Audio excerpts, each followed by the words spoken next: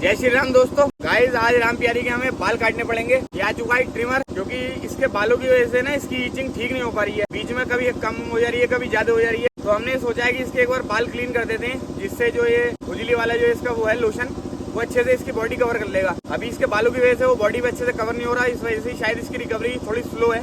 करते हैं राम प्यारी के बाल कट। तो प्यारी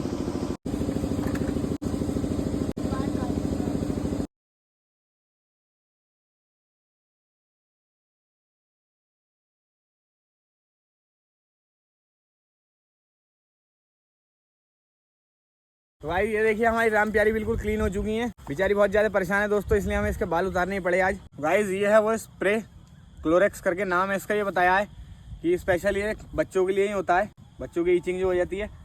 तो शुरुआत करते हैं इनके मुंह से। दिखाओ प्यारी।